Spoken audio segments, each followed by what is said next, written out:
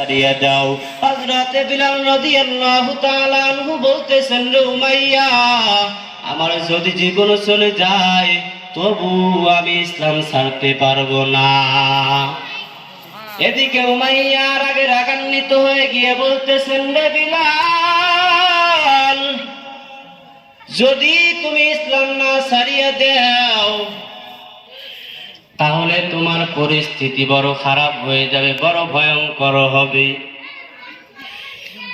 এই কথা শোনার পরে বিলাল রাদিয়াল্লাহু তাআলা আনহু বলতেছেন, উমাইয়া, যতই তুমি চেষ্টা করো, যতই তুমি ভয় দেখাও, আমি বিলাল ইসলাম থেকে এক বিন্দু মাত্র সরে দাঁড়াবো না।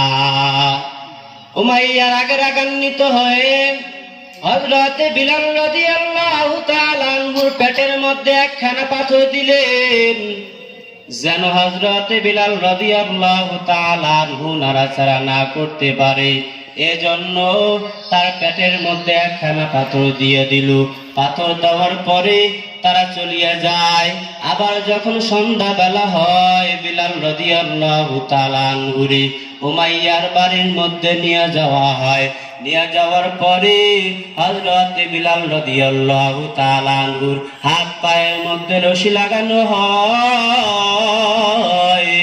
রশি লাগানোর পরে হযরতে বিলাল রাদিয়াল্লাহু তাআলা আনহুর ক্ষত বিক্ষত স্থানের মধ্যে কাফেররা একদিক থেকে মারা শুরু করিয়া দেয়।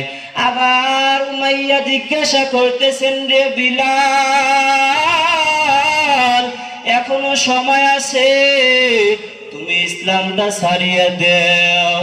বিলাল রাদিয়াল্লাহু তাআলা আনহু বলতেছেন, এরে উমাইয়া, তুমি যতই কষ্ট দাও না কেন, যদি মারতে মারতে আমাকে মারিয়াও ফেলাও, আমি বিলাল ইসলাম থেকে এক বিন্দু মাত্র সরে দাঁড়াবো না। এরে আল্লাহর বান্দা, আল্লাহর গোলাম, হযরতে বিলাল রাদিয়াল্লাহু তাআলা আনহু ইসলামের জন্য কত কষ্ট করেছেন, নিজের জীবনটা পর্যন্ত ইসলামের জন্য বিলীন করে দিয়েছেন। এরে আল্লাহর বান্দা, তাদেরকেও তো আল্লাহ তাআলা দুনিয়ার জমিনের মধ্যে সৃষ্টি করেছেন, আমাদেরকেও তো দুনিয়ার জমিনের মধ্যে সৃষ্টি করেছেন।